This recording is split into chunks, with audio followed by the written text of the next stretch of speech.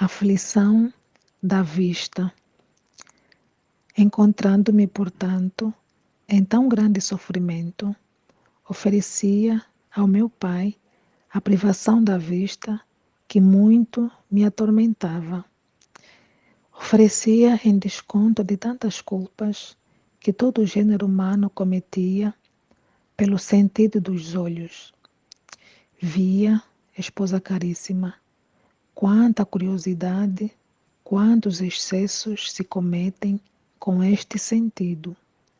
Sentia a aflição e a dor por tantas ofensas feitas a meu pai pelo uso da vista e deixava cair lágrimas dos meus olhos.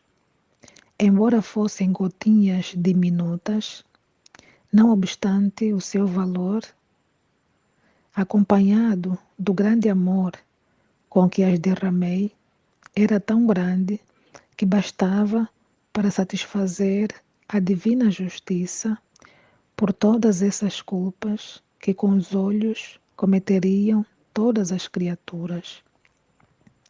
Derramei, no entanto, as lágrimas sem ruído, sem fazer movimento algum. Suplicava ainda ao meu pai que se dignasse que, em virtude dessas minhas lágrimas inocentes, obtivessem o dom das lágrimas de compulsão os pecadores e pecadoras que o desejassem e pedissem. E o meu pai me prometeu concedê-lo com toda a presteza a quem lhe o pedisse de coração sincero, como de facto efetuou e inteiramente se realiza em tantos pecadores e mesmo em muitas almas justas que se tornaram dignas do dom das lágrimas.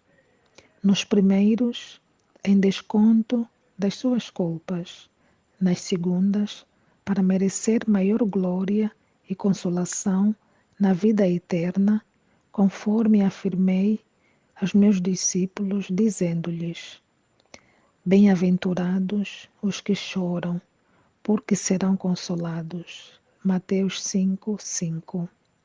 Pedi ainda ao meu pai que, em virtude dessa aflição que experimentava pela privação da vista, que se dignasse conceder muitas graças àqueles que, por meio do meu amor, se mortificassem quanto a esse sentido, privando-se de olhar coisas vãs e curiosas, e mesmo coisas ilícitas, a fim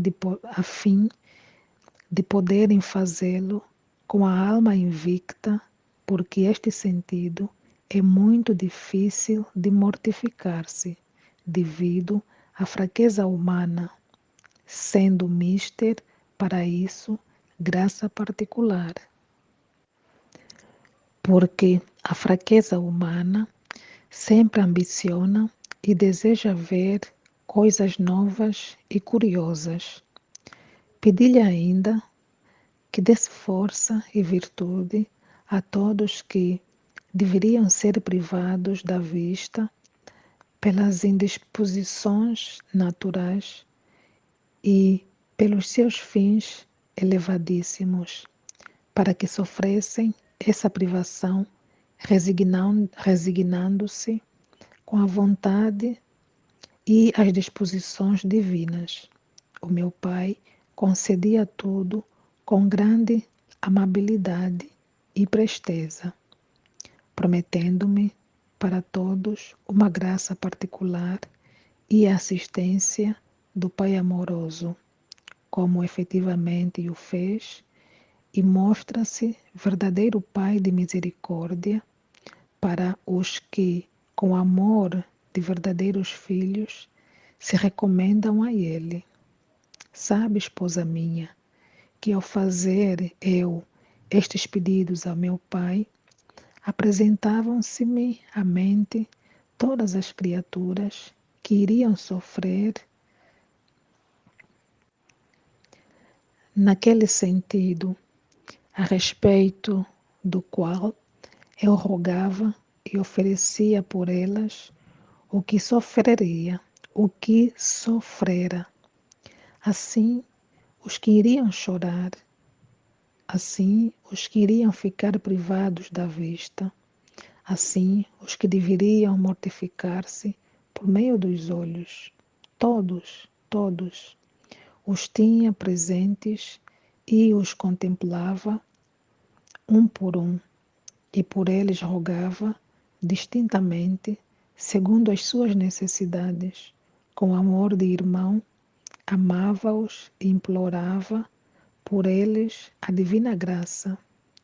Via ainda, em minha sabedoria infinita, todos aqueles miseráveis que, pelo uso do sentido da vista, iriam ofender muito ao meu Pai, e que, pela sua dureza e obstinação, não haveriam querido jamais emendar-se. Para eles não podia obter as graças que obtinha para os outros, porque não queriam aceitar as divinas inspirações e a graça divina. Mirava-os cheio de compaixão e suplicava ao meu Pai que, se não quisessem eles se prevalecer da sua misericórdia e dos meus méritos, ao menos não os castigasse com tanto rigor da justiça, como havia feito antes a muitos que, pela curiosidade de ver o que não convinha, receberam graves castigos, como sucedeu à mulher de Lot e muitos outros. Nisto, o meu Pai me satisfez, prometendo-me castigar com severidade menor e suportar as ofensas por algum tempo, em virtude dos meus méritos e minhas súplicas. Efetivamente, bem experimentam os delinquentes a promessa que me foi feita.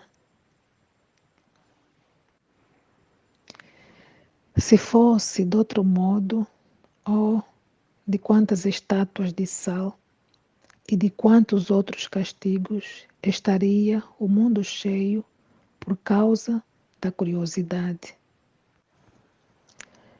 Aflições do ouvido. Sofria também, pelo sentido do ouvido, aflição muito grande, porque devido ao lugar tão estreito, estava inteiramente privado dele. Só ouvia os suspiros ardentes que a minha dileta mãe me dirigia do mais íntimo do coração. Ouvia ainda o doce entretenimento que tinha comigo, falando-me no íntimo com tanto amor e tanta graça que me arrebatavam o coração e me forçavam cada vez mais a amá-la. De todo o restante, porém, estava privado inteiramente, e esta privação causava-me aflição, a qual eu oferecia a meu Pai em desconto de tantas faltas que, com o sentido do ouvido, cometeriam os meus irmãos pela curiosidade, por ouvirem tantas murmurações, tantas palavras contra a minha lei, tantas curiosidades e outras coisas indignas que muitos ouvem com deleite. Pedi ainda a meu Pai que os perdoasse e desse virtude e força àqueles que mortificavam este sentido, fugindo da ocasião, fugindo da ocasião. Comunicasse-lhes o bom desejo de ouvir coisas santas e atinentes à sua maior glória. Desse virtude àqueles que ficassem privados deste sentido, para que o sofressem de boa vontade pelo seu amor. Em virtude do agrado e deleite que senti ao ouvir os doces colóquios e os suspiros da minha dileta mãe, pedia-lhe quisesse dar muita consolação de espírito àqueles que ouvissem de boa vontade palavras santas e que, ao ouvirem as harmonias musicais, lhes elevasse o espírito a contemplar e desejar as coisas do céu. Ao pensarem nas harmonias angélicas, consolasse o seu espírito e não permitisse que fossem contaminados o seu coração com todas as coisas que involuntariamente tivessem ouvido contra a lei divina. Meu pai me prometia tudo, mas sempre com esta condição: queria também a cooperação da vontade deles.